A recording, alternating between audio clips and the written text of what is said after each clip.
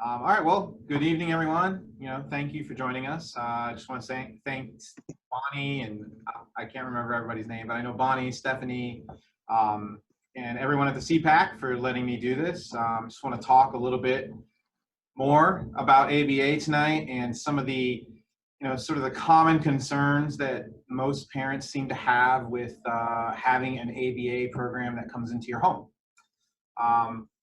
I am the parent of a 14-year-old son with autism. I've been a consumer of ABA services for about 7.5 years or so. I've had them in my home, I've had them at centers, I've had them in the community. Also, about 3 years ago, along with my best friend and fellow autism dad, Brian Kowalski, we opened up Family Perspectives Inc., which is an ABA agency. And our goal there was to sort of bring a parental perspective or a family perspective to ABA. And it's been a fantastic experience. I can't complain at all.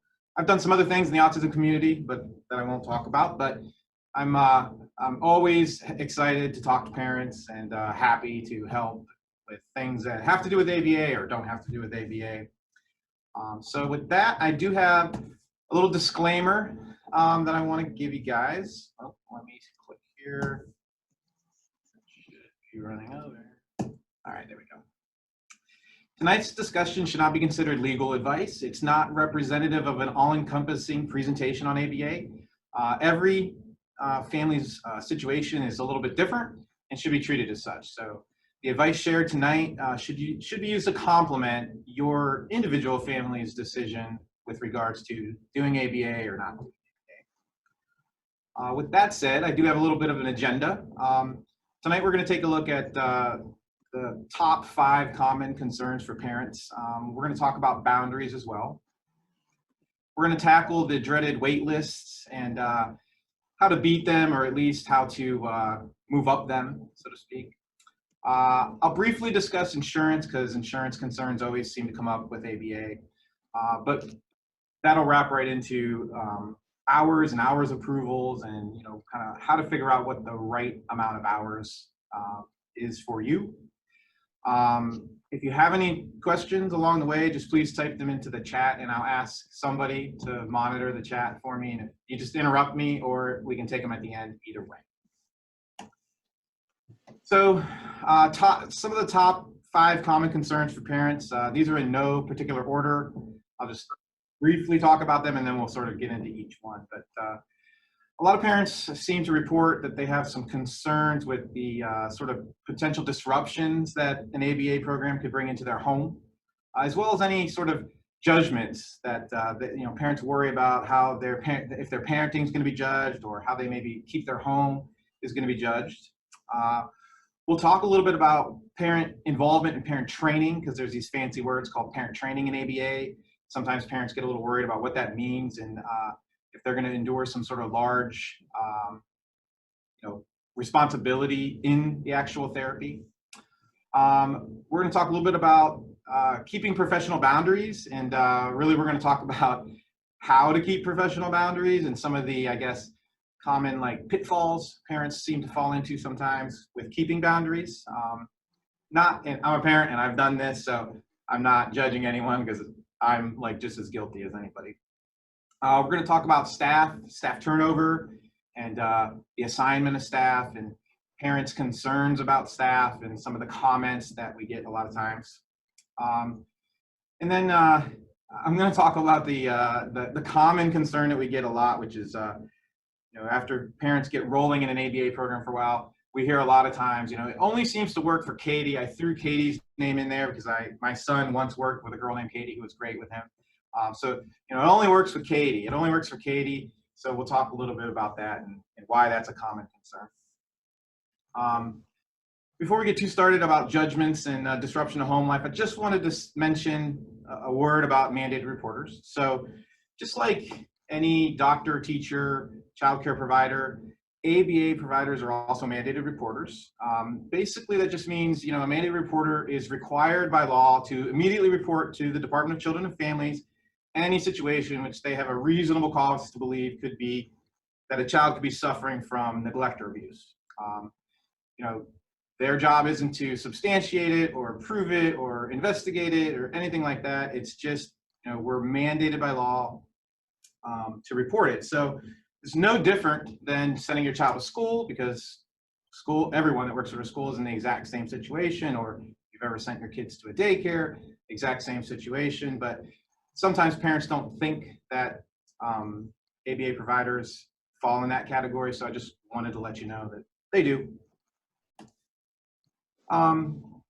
So, judgments and parent training. So, will my parenting in home be judged? Sometimes parents are, always asking that type of question before they commit to having someone come into their home. So parents should really understand that ABA providers, while they don't live the exact same existence that we all do as parents, they do get a nice glimpse into what it's like to be raising a child with autism. So, it brings its own stresses and its own issues, as probably everyone here knows. So, a parent should understand that they know that. And, providers also understand that by accepting ABA into your home and making this decision, you're going to be working on that struggle and things are going to get better. And, ABA providers should not be judging. And it's not my experience whatsoever that they're judging anyone. But parents, anytime you let somebody in your home's your private place, and sometimes they have that concern. So I wouldn't be too worried about that. I would, I would be more worried about how can I get ABA in my home to help me with these things. So, will my normal home routine be ruined? So, parents often wonder about this, and, the answer should be absolutely not. ABA can be done in a very incidental style and way. It can be easily molded into your normal household routine. And, whatever you normally do or might be doing tonight should be fine. Your provider should be able to work on the programs that fit the description of what's going on in your home tonight. So sometimes it's a regular night. Other times it might be unexpected company comes over, a neighbor invites you to come over to play in the backyard. So these types of changes should not really affect whether or not you're going to have session or not have session, or they're not reasons to cancel session or not have session. ABA is the science of human behavior. So as long as you're human and you're having behavior, then we can do an ABA session. So it shouldn't disrupt your routine much at all. Now, with that said, ABA is pretty structured, and kids, typically thrive on structure. So we'll have a schedule throughout any session. But as long as you tell your therapist that's arriving, hey, we're doing this tonight, they should be able to build that session schedule around that. A lot of parents have concerns about, am I going to have to work? I literally just had a parent ask me this, that I was working on an intake. How does this work? Am I going to have to be there every second, like working alongside the therapist? And the answer is no. You're not going to, especially at the beginning. So parents shouldn't expect that at the beginning they're going to be, right there, hand in hand. This actually will free you up probably a little bit of time, especially in today's world where many of our children are home basically 24/7. However, there is something called parent training, and we'll talk about that a little bit more. And, the overall goal of any ABA program is to sort of put ourselves out of business. And that happens when there's, I guess, a generalization of skills to whoever the caregiver may be or whoever's with your child. So, right off the get-go, you're not going to have to hover over an ABA session or anything like that, or have to be, working right alongside your therapist. What about my other children? Will my other children be disrupted? A lot of parents are concerned about that, and sort of the sort of effect to my average household, what I like to call the average American household, which is not, so structured. No, that shouldn't happen either. Your ABA sessions may actually help your children or your other children, be able to gain more access to activities, or more access to friends, or more access to, time with you and stuff like that. So, did I accidentally? Yes, I did. Sorry, I accidentally flipped the slide there. Sorry. You should not have to worry about huge disruptions. But all the while, siblings are a part of the individual's life.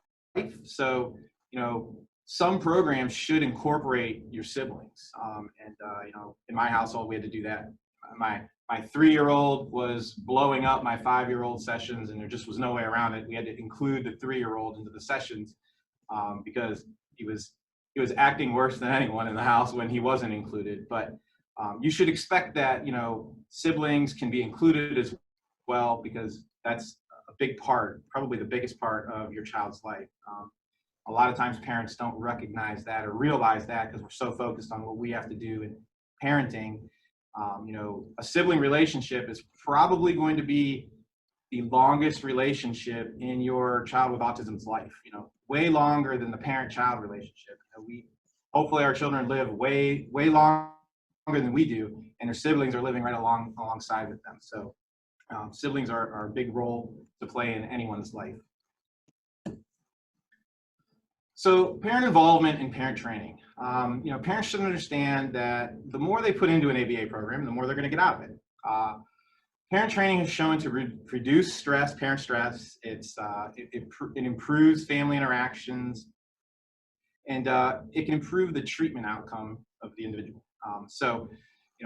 All the major insurance companies require parent training goals as a component of every treatment plan. So there will be literally parent training goals inside of your treatment plan because they're required by your health insurance company.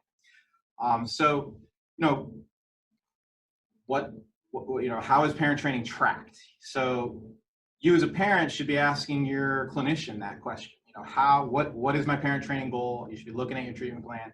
How are you taking data on parent training goals and whether or not they're being met? So each family's unique, each situation's unique, each training goal is going to be unique. So you should ask, your BCBA, how is it that you're going to be tracking this? How are you going to be taking data on my progress in the parent training goals? Hey, Dave, sorry, can I just interrupt for 1 second? It's Bonnie.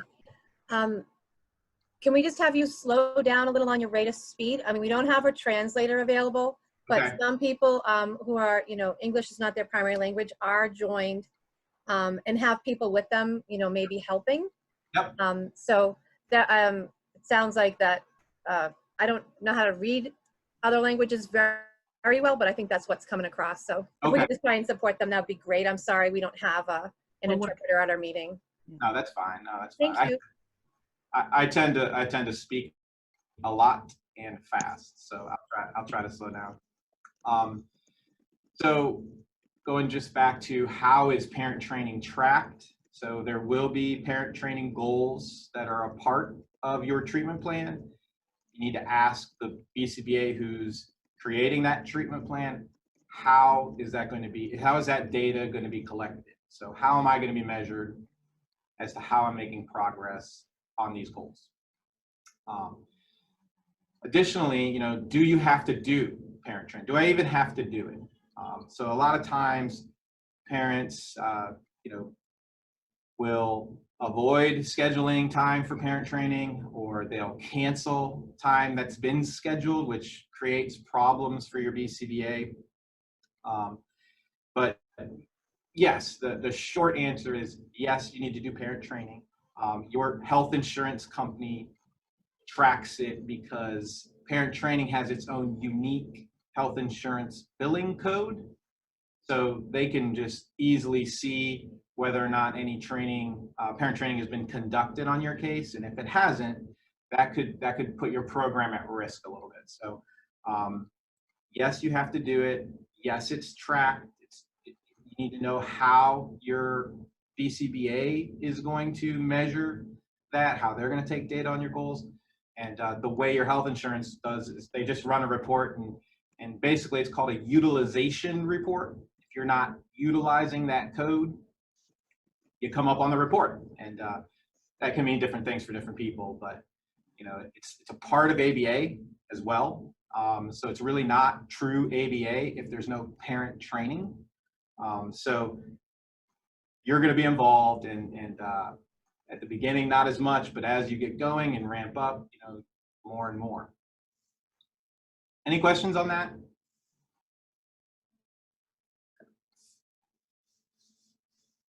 keeping professional boundaries. So I'm going to tell a personal story. So when my children were young, we were getting ABA 7 days a week, actually.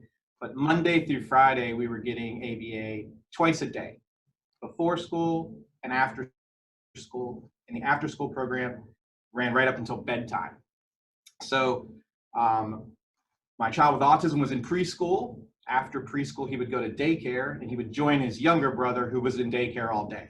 So I get a call from the daycare director, which, she said no emergency, but I assumed was about my child with autism. But my other son was upset. They were working on family trees, and the daycare director was very close with our family. She knew us well, and she knew there was just 4 of us. And she's like, I'm getting a little worried.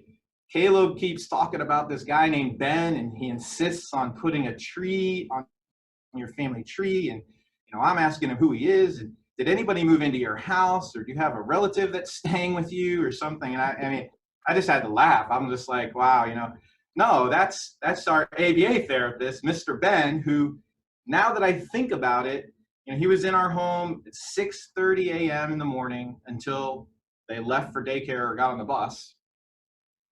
They'd go there to their places all day. We'd pick them up after work, and when we got home from work, Ben was there right up until bedtime. So,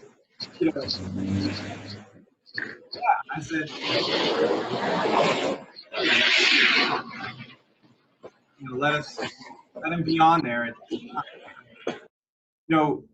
Boundaries can become a little bit difficult when your own children think that your ABA therapist lives with you or is part of your family. So, we see families daily or multiple times a day, and when you have someone in your home like that, as time wears on, you get to know them, they get to know you.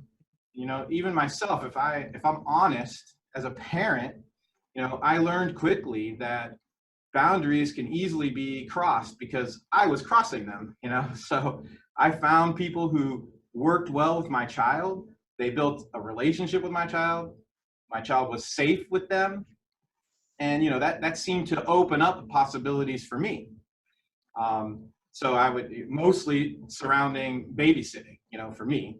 So, I quickly would jump on those opportunities and say, hey, can you maybe babysit Friday night, or I really have to do this. Can you be available and stuff like that? And that's definitely a boundary cross. So I'm talking out of both sides of my mouth because I've crossed the boundaries.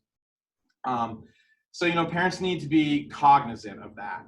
You don't want to, babysitting is the opposite of ABA. If you ever have an ABA worker who's made progress with your child and then you ask them to babysit, that's not ABA. So they're really undoing the work that they've already put in because it's just a different relationship, different set of expectations from a babysitter you would a therapist working with you. So,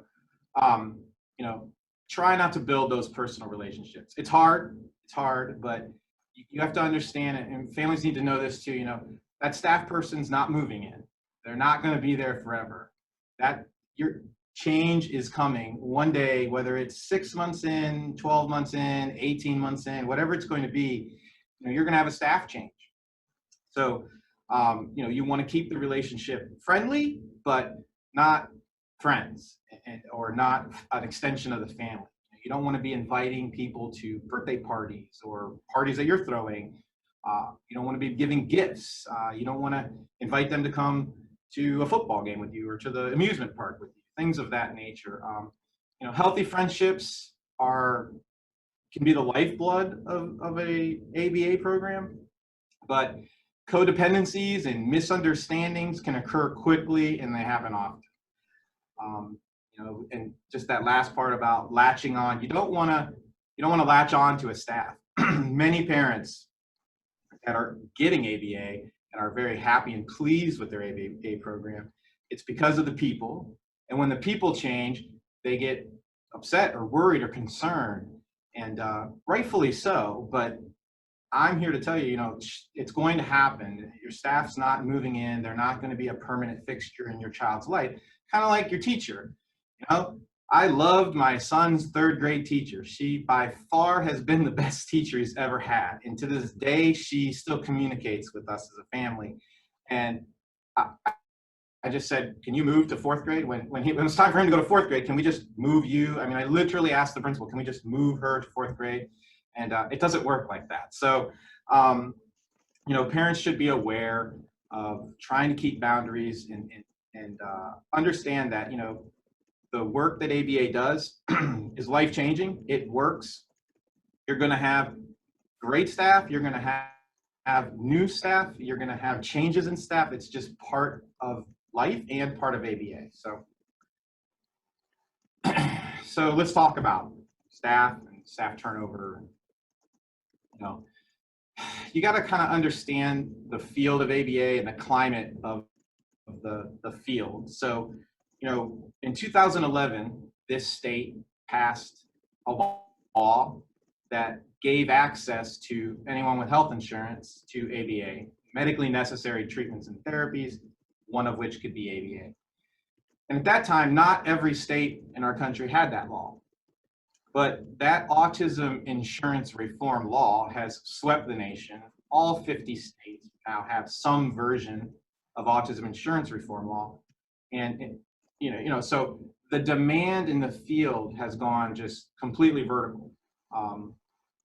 And that creates a shortage of staff and staff availability and clinicians, which are paramount in the process. So, for every BCBA that exists today, there's probably 10 to 20 available jobs out there. So it just is what it is, and the prevalence rate of autism only seems to get higher. More children are getting diagnosed, need services. So, this is where wait lists come from, but staff turnover is no different. Most of the people that work in this field work part-time, and the reason why is because most of the individuals that get serviced in this insurance arena go to public school all day. It's a little different now, but in normal times, the child's not available all day, so they only become available in this little window of time in the afternoon and evening, which puts stress on the demand. That's the hot time slot is 3 to 7. If I'm one person, I can only see one person between those hours of time. So, just the nature of the job and the way it works. You can't. And if you look at this from the standpoint of an applicant, so if you were sitting across from me and I was about to hire you for a job, I would explain to you, especially if you've never done this before, that outside of ABA is the job, but there's this other whole component of the job where the job takes place, which is in somebody's home. Most jobs don't find you working in the privacy of somebody else's home. That's very different, very hard to train for. On top of that, you're working with somebody's child, so you're in their home and working with their child. And on top of that, the child is a child that has a difference or a disability.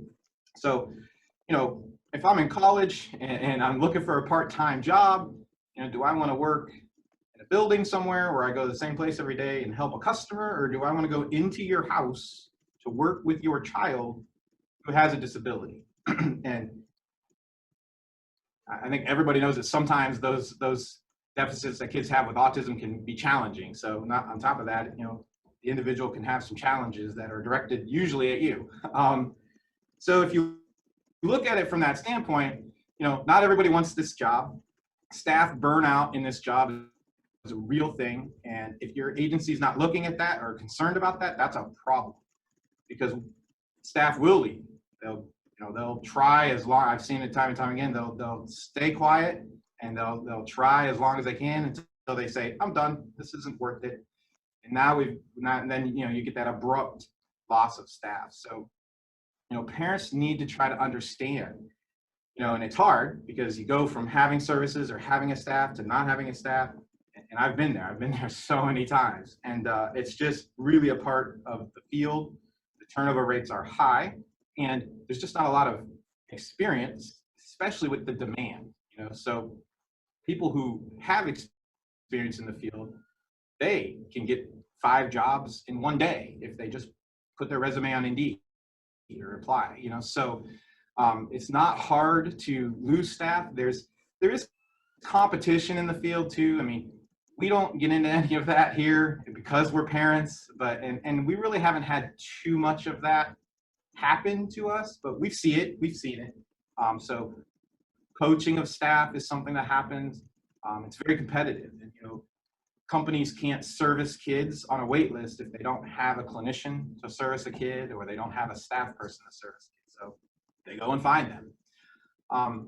So this is all another reason for parents to try to refrain from latching onto a staff, or right on the onset, sort of demanding that experience. I don't send me anyone that doesn't have 3 years of ABA experience and knows exactly what they're doing, because if you're going to put that kind of a restriction on an agency, they're going to have a hard time fulfilling that. People that have 3 years of experience in ABA are already working. They're already assigned to a case. So, and we've all had jobs. So, in my past experience, we would rate employees, and we had a employee review process. And at the beginning of the form, it would explain, how long has a person been in the position. That company did not expect anyone to be what we called fully functioning in the position, meaning meeting the basic requirements of the job until at least 12 months in. There's a training curve, there's a learning curve to everything. So if you can remember the first day you were on a job versus the 300th day you were on the same job, I hope to think that you would say I was way better at that job and knew a lot more on day 300 than I did on day 1. So if you're, new parents, newly diagnosed families who need ABA, unless they've been talking to a lot of parents, don't really know so much about this, but people who have had ABA and have had the frustrations of losing staff and or seeing these types, or getting a newer staff to the position. I had Katie, who was great, and Katie moved. Her boyfriend was in the military. They got stationed in Texas. She took off. That was it. It was like overnight. And we then got another staff, and she ended up being great, but she was not Katie that next day. She was nowhere near Katie's level of experience, and she ended up staying with my son for over 18 months, and she was great at 12 months in, 8, 9 months in, but it wasn't the same. So I know as a parent what that feels like, but you should have that expectation of understanding that that's going to happen to you. It's going to happen to you. Not just like a teacher, oh, I really wish I could just keep this one teacher. Teachers change. It happens all the time. All right, so let's get into It Only Works for Katie. And Bonnie, if there's any questions or if anybody's typing anything into the chat, just let me know. I think I'm on. Am I on mute here? No, you're not. Oh, okay. There's a parent that said that their child just got diagnosed with autism, and the evaluation recommended ABA floor time. And he or she wants to know, is there a directory of ABA providers who use the floor time model, or does anyone know of providers who offer this? So ABA and floor time are very different things. It's like left and right. I mean, there's some similarities, but they're not the same. I don't know much about floor time. I did take my son once to the Autism Resource Center. Maybe some of you have done that, to a couple of sessions, and they didn't go so well. I know that in recent years, floor time has changed a little bit to look more like ABA. They try to take data now to make it a little more data-driven. So floor time and ABA, both could be helpful for individuals with autism, but they're two different things. So I don't know if the diagnostic evaluation sort of just ran those things together or meant to maybe put a slash in between them. I don't know of any provider that provides both. Traditionally, ABA providers don't how do I make this sound right? Floor time is not something that's um, married up to ABA often through a provider. Parents do it. Parents do both things. We specifically talk about that with staff during orientation when, a parent may say, oh, I heard about this floor time thing. So we don't know anything about floor time. We do ABA. It's different. It might work for you, it might not. We don't know. So it's kind of two different things. But I could see that the recommendations would recommend both, but I don't know of any provider that's doing both. And like I said, in recent years, it seems as though floor time is trying to look more like ABA. And that's probably because floor time's newer. ABA has a long history. It's well documented. It's the only thing that the Surgeon General recommends for treating individuals with autism. If you look that up, there's 1 or 2 medications and that. So, it has a little more, I guess, teeth. You're always going to find ABA recommendations in a diagnostic evaluation for autism. I've never not seen it. I have not seen floor time before. So did I answer? I don't know if I answered the question, but they can type again if they want to. They said, thanks, they appreciate the feedback. And they're going to follow up with Children's Hospital. And then someone wanted to know what floor time was, Tracy. So I don't want to speak to floor time because I'm not a practitioner of floor time, and I don't want to misspeak, but it's more kind of what it sounds like. It's joining the child on the floor and sort of, from my knowledge or experience, sort of just letting them sort of do what they want to do, whatever that may be, and kind of trying to join the child there, as opposed to ABA, which is much more working on goal-specific items and trying to increase behaviors that we want to see and decrease behaviors we don't want to see. So a lot of people think that ABA is all about bad behavior, and it's really not. It's more about good behavior and getting more of it. And when bad behavior happens, trying to change it into something more functional. So I don't know much about floor time, but you can definitely look into it. There's nowhere near as many providers of floor time, so it's going to be hard to find floor time. And I'll just say, I know the Autism Resource Center can also talk to anyone who wants to know more about floor time, and I'm pretty sure they have a list of people who do, or at least at some point did, floor time. And the list of ABA providers, and I'll talk about this entity in a second, but the Autism Insurance Resource Center. So if you Google Autism Insurance Resource Center, you'll get directed to, it's a Massachusetts specific entity, and they have a link right on their website to a list of ABA providers in Massachusetts. Okay, it only works for Katie. So another common concern parents have, or usually once the program's kind of up and running, is, we get this a lot. I can tell you how many times I've had this one. It's like, my child only does it for the therapist. They only do that when you're here. They only do it when, he only does that when Katie's here. And there's some reasons for that. First of all, ABA works. And when we introduce Katie to your child, there's no learned history. Your child has no idea who Katie is. He or she can only, go from what they get at the beginning and the onset.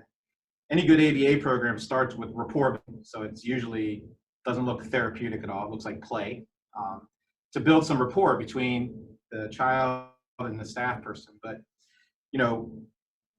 then we get a learned history, and the child learns quickly what the expectations are from the ABA staff. And the ABA staff is staying on target and doing what they should be doing. They become very consistent. And children, just like anyone, they learn very quickly, oh, this doesn't fly, or this can't happen, or this is the way it is when Katie's here. Versus the learned history that the child has with the parent or the siblings or whoever's in the house, which is going to be years of time longer than the therapist. So the therapist will come in establish rapport, and create a learned history that's wrapped around increasing appropriate behavior and following directions and things of that nature. Whereas the child already has a well-established learned history of the child, and so does the parent. The parent knows, oh man, here we're heading down this. I'm not doing that, and maybe gives in to something that the child wants or doesn't want to do. So parents will often see that it's working for them, but it's not working for me, and that's normal. I think that that's completely normal, and part of our job is to sort of, through consistency and time, it takes time, to try to erase that learned history that your child has with you and establish a new one. And a lot of times parents have very specific things that they want to work on, and usually they're problematic things, or the ones that are of high value to the child. So for me, it was getting rid of the obsession with Thomas the Train. I mean, everything was Thomas the Train. And my provider said, well, let us know when you're ready to work on that, because when you are, we're going to come in and just take everything that has to do with Thomas the Train out of your house. And I told them they were crazy, because I knew exactly what that would mean. I told them no. And, it became such a problem. They sort of just came in one day with a bag and started putting all the Thomas stuff into it. And I started to get anxiety, like, what are you doing? This can't happen, let alone my child. And, it ended up working out. Thomas just went on vacation. And, but there was an extinction burst, which is kind of what I'm trying to get to. There's always going to sort of that it's going to get harder before it gets easier. So, in human behavior, when you don't get what you want, you typically have a burst of behavior. And that doesn't mean one thing. It could look like anything, but the easiest way to kind of describe it is if you've ever been in a building waiting for an elevator, there's a group of people waiting for an elevator, the light is lit, which indicates that it's on its way eventually. And, the problem becomes it's taking too long. And inevitably, someone will go back to that button and sort of just hit it, several times. And you can hit it as many times as you want. That's a little bit of an extinction burst of behavior, because you're not getting the desired result. The desired result is, I want the elevator to come. Maybe if I hit it, if I do something different besides just stand here doing nothing, maybe it'll come faster and get what I want.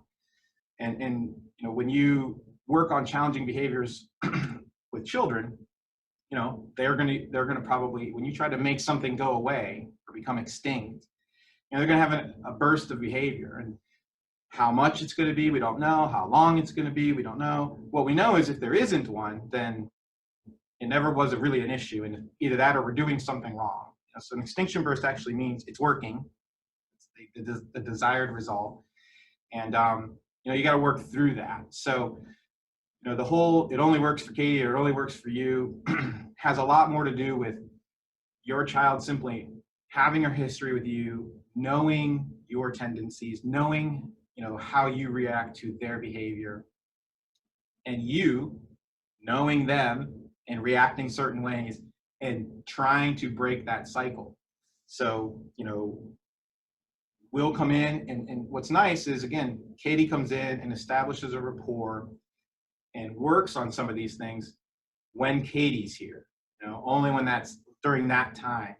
What that does is that it gives your child a base, a skill set, a base of skills, or it lets them know this doesn't happen now, or I have to wait, or I have to take a turn, or whatever we're working on. So once, most BCBAs are watching that and monitoring that, and at some point they'll be willing to try to transfer that to you, and so that you can have the same desired effect. But it typically comes with some sort of extinction burst, or gets harder before it gets easier type of thing. I'm going to move on to wait lists, the dreaded wait lists.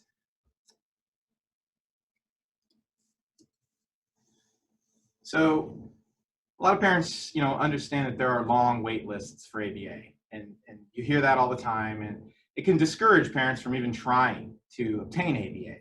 Or maybe you call someone and they tell you 12 months or 2 years. I mean, in this state, I've been told that people go as long as 2 years. So that can be very discouraging. But, you know, wait lists aren't always what they seem. And, you know, parents need to understand their role on a wait list. So if you're on a wait list, that means you're trying to gain access to services, which means you don't have services. And there's going to need to be an initial intake and assessment. So, you know, in order for any provider to start an intake and assessment, there's several things that sort of have to happen first. They're all clerical, basically in nature, but they require the parent to do something. And this is where you commit. You know, this is where you can affect. You know, you may be 10th on the wait list, but if you have the needed materials or paperwork, you're going to quickly move up. You know, so you're 10 out of 10 people. You're dead last in the wait list. But, you know, your provider tells you that your primary insurance doesn't cover exactly everything. There's going to be a lot of out-of-pocket expenses. So you need to get on Mass Health as a secondary form of insurance. You already have Mass Health because a long time ago you listened to some guy talk about ABA and he told me I should probably get Mass Health as a secondary form of insurance. And there's 4 people ahead of you that don't have Mass Health as a secondary form of insurance. So, you know, and for those of us who have gotten Mass Health, it's not an overnight process. So you just went from 10th to 6th, you know, so then you learn that you need to have a copy of the original diagnostic evaluation from when your child got diagnosed with autism. 2 people don't have that. They have to call the doctor's office and go through that rigmarole to try to get a copy of it. You have it because you knew you needed it. You're now, let me see, you were 4th, right? You find out that the next thing you need is what we call a letter of ABA recommendation that's been dated within the last 6 months. So that's a very short, really period of time. If you were diagnosed 3 years ago, you're probably not going to have one. So, you know, 2 people ahead of you don't have that, but you have it because you knew you were going to need it. And now you're second, you know. The last person, you know, so you're second, and the person that's ahead of you, they get the phone call. Hey, we're ready to start your intake. Can you give me an idea of when your child is available? And the parent's like, well, you know, let's see, we have soccer practice for his brother on Tuesdays and Thursdays, and you know, Saturdays just don't work because I like to be home by myself on Saturdays, and Sundays we go to church, so we can't, you know, nothing on Sundays. So you can come, I guess, Monday, Wednesday, and Friday between 3 and 6. And the provider says, okay, well, right now that we don't have a staff for that, we'll put that staffing request in to hiring or HR and try to find somebody that can work that schedule. And boom, now they're calling you because you're second on this list. And you have the gold standard response answer, the golden answer to this question. When is your child available? And you say, outside of his school day, I will make my child available whenever you are. And you just now went from 10th to 1st because you're prepared, you know what's needed, you have it, you can get it to the provider. I have been chasing some of these documents since September for people that are on my wait list. Really, I don't have a wait list. If they just would get it to me, I'd be putting them through. So, you know, not all wait lists are created equal. Not all parents are as prepared or able to get what's needed, but they called 6 weeks ago ahead of you. So, you know, you're told the provider doesn't know. I mean, sometimes a parent will come to me after 2 months and say, here's everything, you know, and now all of a sudden they're ready. When I thought that they were very far away, but, you know, understanding the process, understanding what you need and having it will help your position on a wait list. And access to your child is going to help. I discussed a little while ago what it's like. So on this side of things for an agency, the logistics of providing ABA services in somebody's house, it's difficult. You know, everybody's schedules are different. College most of the people that work in this field go to college. So each semester their schedule changes. It's a nightmare. It's so great when we have a parent that says, whenever you can come, I'll make them available, you know. And yes, that may cause a little wrinkle in your life, but you know, this wait list thing is going to go away because there's not very many people that make their child available to that type of level of availability. You know, and right now a lot of people aren't even in school, so you know, if you're available in the middle of the day, that's even more fantastic because most of the time people that are doing ABA can't work in the middle of the day because the child's in school. So that's kind of how to sort of work a wait list. I would be on more than one wait list if I were you, and I would try to get the documents that are needed. You know, you're going to need that diagnostic report. You're going to need that letter of ABA recommendation dated within the last 6 months. You're going to need your health insurance coverage. In this state, if you have a child with autism, you qualify for Mass Health, and we're about to talk about that briefly in a second, but I highly recommend you get on Mass Health as a secondary form of insurance. For people that are on Mass Health requires, before they'll do an approval, they require a copy of the last physical. They just want to know that the child's getting their annual physical. So you'll need that. So being, as always with special needs parenting, being organized and being prepared can really help you when it comes to wait lists. And also, you know, I can't say enough that, you know, the squeaky wheel always gets the grease. So if you are on a wait list, you know, just waiting to be called is not always the best approach. Checking in periodically to see, have you moved up on the wait list? Has the wait list changed? Is there anything else that you need?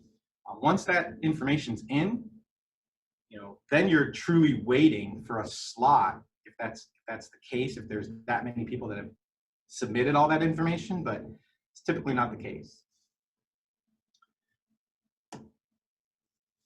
So just want to talk briefly about insurance. This is a slide from my previous presentation. That's not mine. I took it from the Autism Insurance Resource Center, but there's basically 3 buckets of insurances that you can have. So you can either have private self-funded insurance that comes to you through employment typically, or you can have private fully funded insurance, or you could be on public assistance or public health insurance, which would be Mass Health here in the state. So, you know, the state laws don't apply to self-funded plans, which are sometimes called ERISA plans, E-R-I-S-A.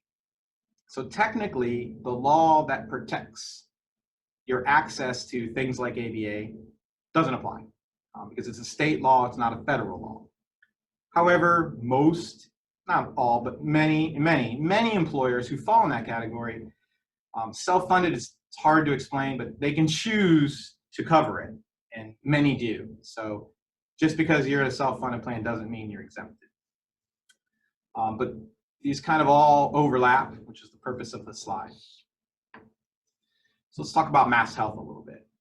A lot of parents don't understand or don't realize that, you know, if you're a child and you reside in the state of Massachusetts and you have a disability, you're automatically eligible to be on Mass Health. Your household size or income doesn't matter. It doesn't matter how much money you make, your child's still eligible. However, you may be charged a premium for the coverage, and that's what we call Mass Health Common Health. So there's Mass Health Standard, which is free, and there's Mass Health Common Health, which comes with a cost. Which one you get will depend on your household size and your household income. And most people are generally eligible, even if they have primary insurance. So those are the 2 common types. So, you know, what if I get put on Common Health and I can't afford the premium that they charge me? So there's a program called Premium Assistance, which will help you with this. Not everyone's eligible, and there's no basic graph for eligibility, because not only does it take into account your income and your household size, it takes into account how much you personally pay for your private health insurance plan out of your paycheck. And that's different for everybody. So they can't really print a specific, just like a generic chart that says you qualify or you don't, because that sort of X factor is how much are you paying for your health insurance plan. Two families the same size with the same income, one could be eligible and one could not be eligible for premium assistance, just simply based on the first family, the employer pays all the premium. They don't have to pay at all. And there are people that are like that. And the other one, they have to pay $2,000 a month out of their paycheck for their health insurance. So even though they make the same amount of money and they have the same amount of people in their family, one qualifies and one does not. But many people do. Many people who fall in the category of getting assessed to common health can get premium assistance. And premium assistance is money that comes to you in the form of a check. And the first part of it erases any premium that you have to pay for Mass Health, and the rest just comes to you in a check in your mailbox every month that you just deposit. And it's meant to help offset the costs that you're paying for your primary health insurance. Why does Mass Health want to do that? Well, because they want you to keep your primary health insurance. They don't want to be the only health insurance company, because then they have to foot the entire bill. If they help you pay for your private health insurance, then you'll keep your private health insurance, and they only have to pay for what your private health insurance won't pay for. It's really an awesome program. I know so many people that, they end up going through the process of applying for Mass Health. They get extra coverage for their child and a check in the mailbox every month. So it seems like a no-brainer to those people that happens to. So, and that could be you. So am I covered? That's the question. Am I covered for ABA? This is a question that every parent should be asking, because you're going to want to know up front if there's going to be any cost to you and if you have coverage. So the Autism Insurance Resource Center, which I talked about earlier, has a quick screening tool where you can go right to that website that's listed there on the slide, and you enter your information, and it kind of quickly screens you and sort of lets you know if you have coverage or if you don't, or if you maybe have coverage and what to do to double check and things of that nature. So I just wanted to kind of review that. And if there were any questions, just type them into the chat. We can talk about it at the end. Now I'm going to move on to how many hours of ABA should I get?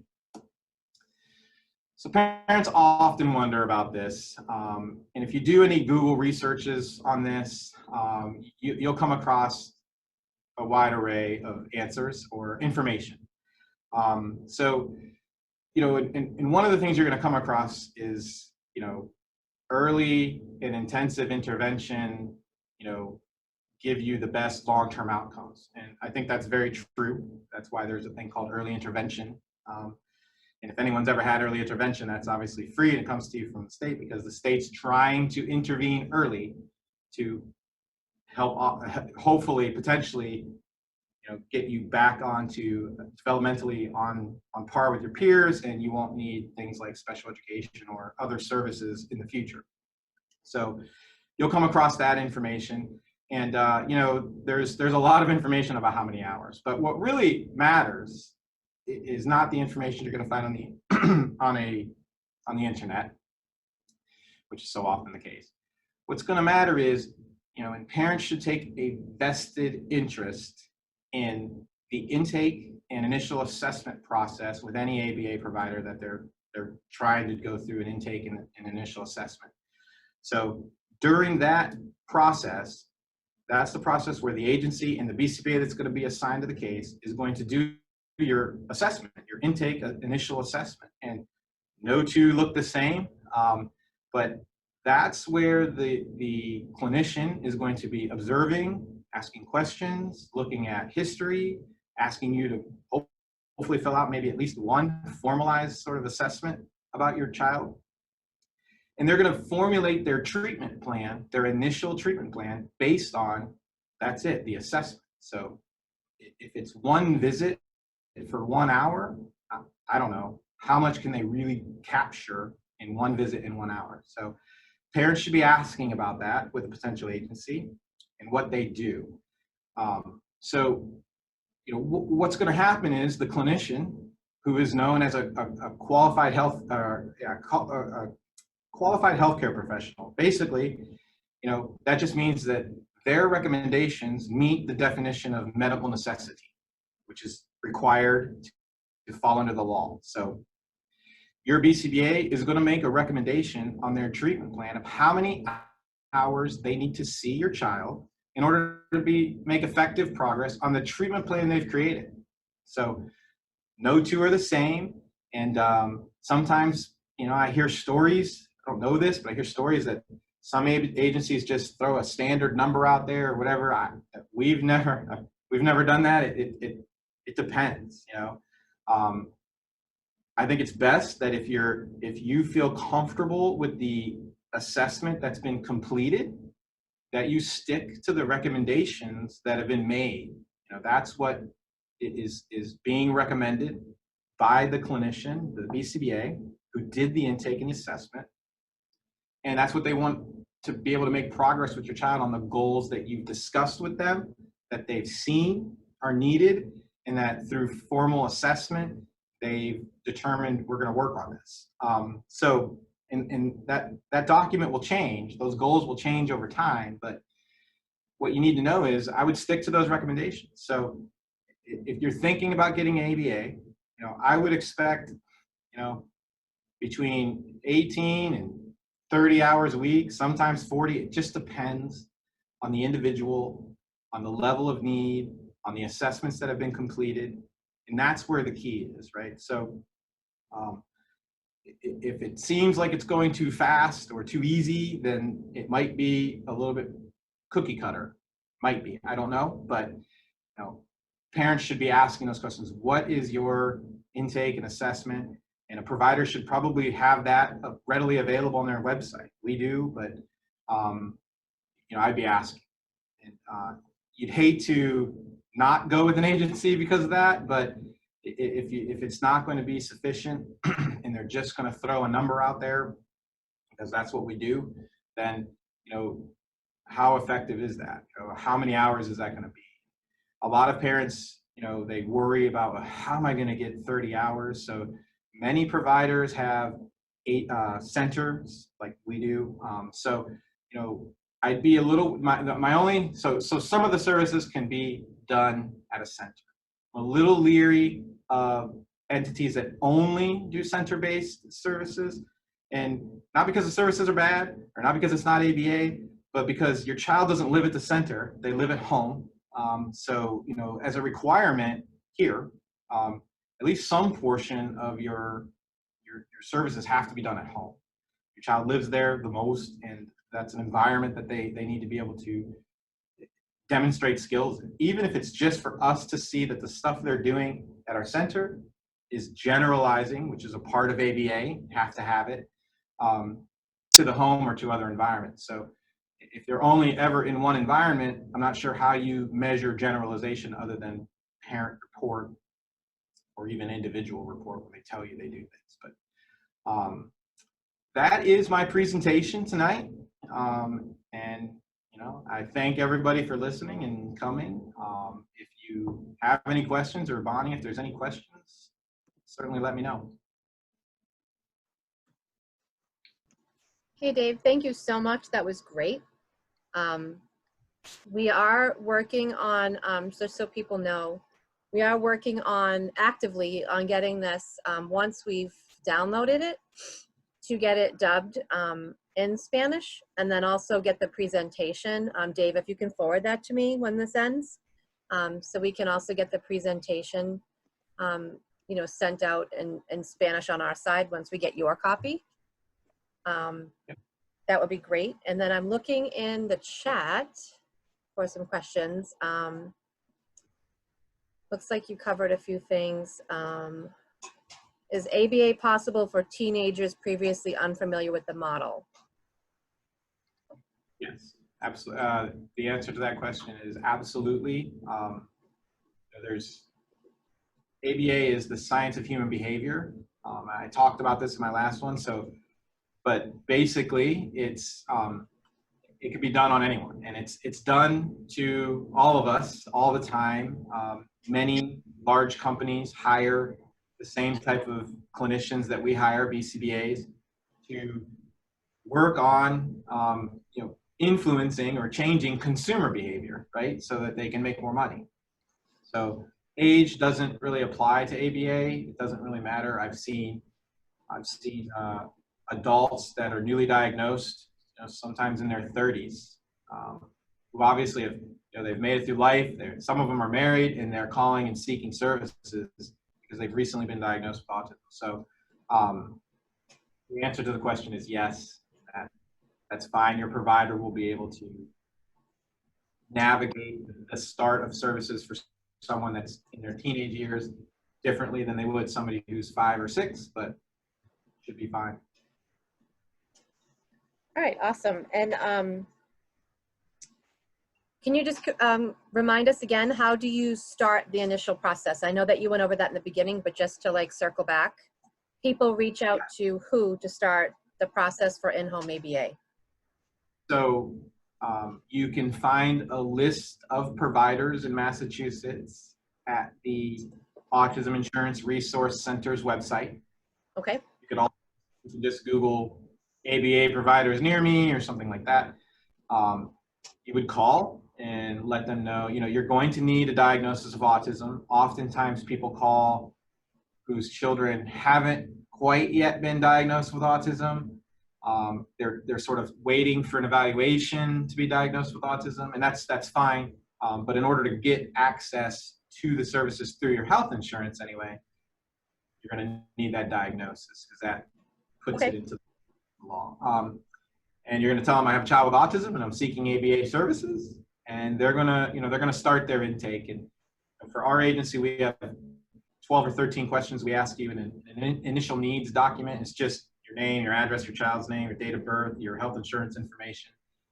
And then we send that off and we validate that you have coverage. You have a third party that does that contacts your insurance, make sure you have access to the coverage, that your plan qualifies. Okay. Then when we do that, we tell you, in the meantime, because it takes 3 or 4 days for us to get that information, you should put together your diagnostic report, a letter of ABA recommendation, and we send you 2 samples of what those look like. Most doctors' offices at this point know that those are needed. They send them out a lot. But sometimes we get one that just says, this child's been diagnosed with autism, they could benefit from ABA. And that's, I guess, fine. So the letter of ABA recommendation, you have to think about that as the prescription for ABA, basically what it is. So you'd want it to be a little, when you get a prescription for a medication, it says, take it this many times a day, this intensity or this dosage, and stuff like that. So we wanted to see those types of pieces of information in that doctor's note. We send a couple of copies. We actually send my sons and my business partner's sons to parents just so that they know. So if they get a 1-line letter back from a doctor's office, they know to call back and say, really, can we do something more like this? Like that. If you have Mass Health, we're going to need that physical. That's basically, we need a picture of the front and back of your health insurance card. Those are the things that we need. And sometimes it's hard to get a hold of them. And like for the child that's a teenager, if they were diagnosed a long time ago, I mean, my son's 14. He was diagnosed when he was 3. That original diagnostic report is old, and I have it because I know I need it. But if I didn't know and you asked me for it, I'd be like, oh man, the doctor's retired. It would probably be a process to try to get a hold of it. But from there, you should wait to hear back from the provider on next steps. Okay. Someone else asked, I have 2 questions. I'll do them in actually different orders. Does the home-based ABAs work with the school-based FBA assessments in team? So your ABA provider should work collaboratively, I'll use that word, with anybody else that is in your home or sees your child. So school would be, obviously it's basically a coordination of care and a wraparound type service. Insurance companies are actually getting really, really hot and heavy on that right now. They want to know that what they're paying for at home isn't just at home or isn't only available to home, that if somebody else who's trying to help the child needs access to the information, that person or entity is going to share it. So we have to provide information that lets them know what type of coordination of care or collaboration of care we're doing. But yes, so although someone that's coming in to do an FBA, FBAs are, if it's what I think it is, it's a functional behavior analysis, which just kind of tries to find out why something's happening. Typically, the person that does that is a BCBA. So if you're having in-home ABA, that BCBA is probably going to be very interested to talk to the BCBA that's on your in-home ABA case, because they're trying to figure out a function of a behavior, and they're going to want to know, hey, have you guys seen this? What do you guys do when you see this? This is what we see. And so, yes, if your ABA agency is not willing to do that, there's a problem. Okay. And another question is, what is the sufficient amount of time to give an ABA therapist to, evaluate whether or not they're a good match with their child, that if it's effective, they're making effective progress? How would you go about evaluating that process, or recommendations for that process? So my first question is to try to clarify. I'll answer what I think is the question, but I want to clarify. Are we talking about someone that's already up and running and getting services, and you want to know how long should I wait before I see sufficient progress for me as a parent? Or how long should somebody be seeing somebody initially, at the initial assessment or something like that, to try to determine what the treatment plan is going to be and what the hours are going to be? So I'm going to assume they meant already serviced. What was that? Already getting services. So if you're already getting services, depending on how long and how many hours a week you're making your child available, you're only getting a few hours a week, there's not going to be much progress. ABA is intensive. It requires consistency. And in order to do that, the frequency needs to be frequent. But if you're getting services 4 or 5 days a week, and a staff is not matching up, that happens. The clinician needs to know and needs to be looking at that, either working with that staff person to work through those sort of lack of rapport or whatever's going on, or change the staff out. And it's not as easy as it sounds. Just put another staff in there, because there's not 6 people waiting, but that's what should be happening. And if the parent's seeing something, you got to talk to your BCBA about that. Hey, it's been 3 months. Ask for a progress note. You can easily ask for an update on the data that's been collected so far.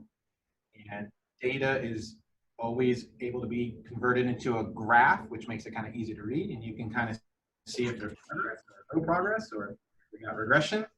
So, got to speak to the BCBA that's on the case. All right. So how often does your company do updates with the parents? So would you give a weekly report like a school would, per se, or monthly report? So reports are generated whenever asked for, but Okay. we don't give so you're going to have an authorization period of time for a treatment plan. So that treatment plan is authorized. It's typically 6 months. So we're going to work on that treatment plan in 6 months, and your insurance company is going to require a reauthorization. They want an update. They want to see what's been done and what the progress is. We typically do those then, and most parents don't ever honestly ask for that information. But if you did, we'd be able to give it to you whenever you want, type of thing. So, Okay. But your parent training should be happening weekly, and that's your opportunity to at least 1 hour a week, or 1 hour every 2 weeks. But you should be sitting down with your clinician, and these days it's probably going to be just like this. That's where you can ask. You can ask anything. And the clinician that's prepared for that would probably have some supporting data, or might ask a question, right? So I don't want to say, oh, wait a minute, let me look for it. But and as you develop a rapport with your BCBA and you're meeting with them an hour a week or an hour, a couple of hours a month, you'll have sort of a cadence to your meeting.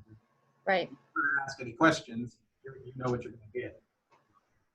I mean, I think that's where a lot of parents struggle, is they don't know, is it happening appropriately? What should I be doing? What should I be looking for? And you bring up a good point that if the parent isn't getting the training, or if you had to cancel appointments or what, and like, it happens, right? We don't always available, but the carryover is huge, right? And then the parent, when the ABA therapist leaves, the parent has to then work to carry it over. And like you said, it has to be in conjunction with the methodologies in the other environments, like school, sports, wherever the child is, right? It has to all be connected, or you won't see effective progress, because you'll all be doing different things. You'll only see certain things when they're with Katie or whatever. Yeah, I mean, that's that's extremely important. I guess something I probably should have snuck in here that I didn't is, how frequently should I be seeing my BCBA? So there's basically two types of service that your BCBA conducts throughout the 6-month authorization period. One of those services is the service code of parent training. The other one is what we call supervision of the case itself, which is typically supervision of the individual that's doing the one-to-one work, which is Katie. So they're going to come in and they're going to supervise a session. They're going to watch Katie go through the session, run the programs, make sure they're following. Every program in a treatment plan has a lesson plan. Make sure they're following the lesson plan. Make sure they're capturing the data.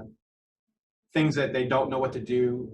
What do I do when this happens? This is where the training specific to the individual, to the child, is happening with the person who's working with the child. We're doing all of that remotely, which most people are. And we do that. It's a little harder that way because the clinician has to set up the session in a particular area that can be on camera. We use Bluetooth earpieces so the supervisor can talk to the person without the child hearing what's going on. And we do it that way. So you should definitely be getting 1 hour a week of that, depending on how many hours of one-to-one work is happening with your child. But there's a rule of thumb. It's not really a law or anything like that, but for every 10 hours of direct that your child is receiving with Katie, you should get 1 hour of supervision in there. That's kind of a nice balance. So if you're getting 20 hours a week, that's 2 hours of supervision a week. Does it always happen that way? No. That's probably a huge common concern for people that are getting ABA, not need to get ABA or want to get ABA, but people who are getting. I mean, I know I've gone months without seeing a BCBA before, and that's a problem. If that's happening to you, that's a problem. So that's all I can say is it's a problem. I appreciate it. I mean, the comments just keep coming in about, how much information you provided and how helpful it is. Once again, your knowledge and extensive background shows. And it's something we struggle with, right? I mean, I took classes for years and years, so my daughter's 16 with autism and Rett syndrome. So we had to use different methodologies. Like I did do floor time.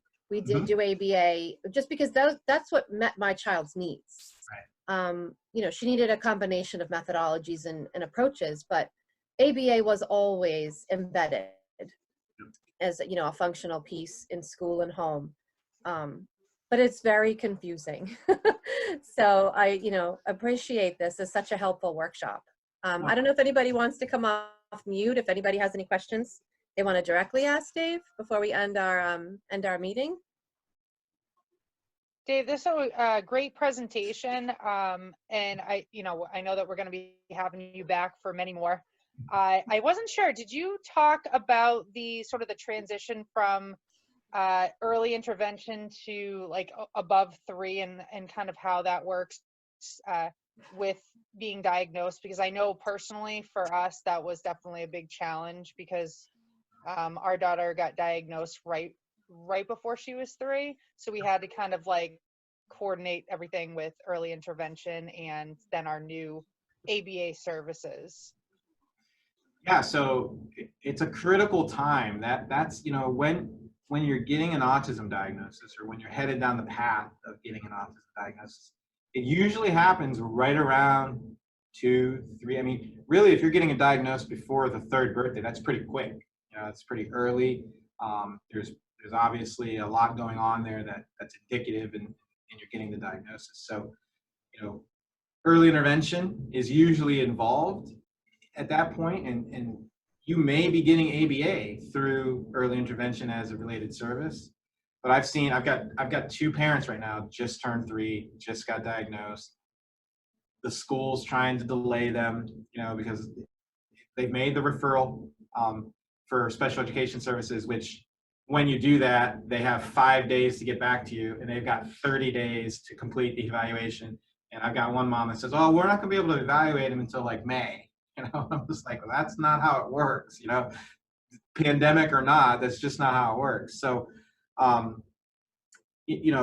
it's a critical time that, and you drop off the face of the earth when you turn 3 after early intervention, and you're supposed to go to school. So early intervention, I think, is usually pretty good at making that referral to school, but all the rest of the stuff, all the in-home stuff and all the access that would come with an autism diagnosis, most people that are at that age are completely, as parents like me, I literally got my diagnosis on my child's 3rd birthday.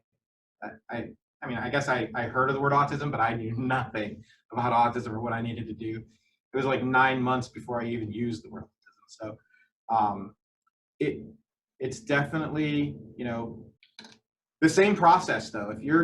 All you need is the diagnosis. If you have the diagnosis, then you can start looking for this service. And, we're extremely responsive to parents. And I mean, I help parents I help them get on Mass Health. I help them get registered with DDS.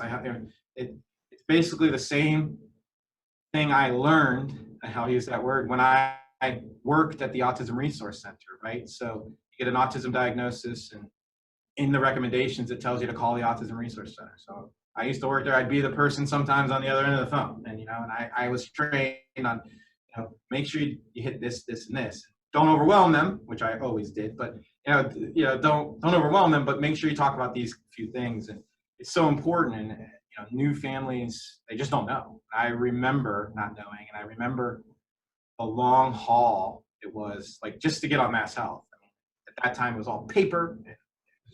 So whatever the age, because we had the teenage question earlier, whatever the age, if you have a diagnosis, you can access this service. You should be trying to access this service, both at school and at home through your health insurance plan. I don't know if I answered your question, Angela. Yeah, you did. Thank you. Thank you. I think that's all our questions in the chat. Not sure if anyone else had anything, for Dave before we wrap up. No, just thank you, Dave. You very informative. Like Bonnie was saying, I didn't know a lot of this stuff until today, so thank you very much for coming. That's the goal.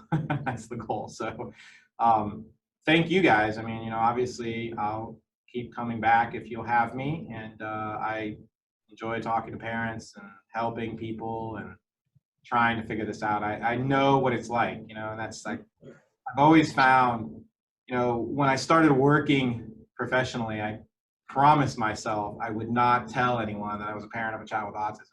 And it lasted like probably 20 minutes.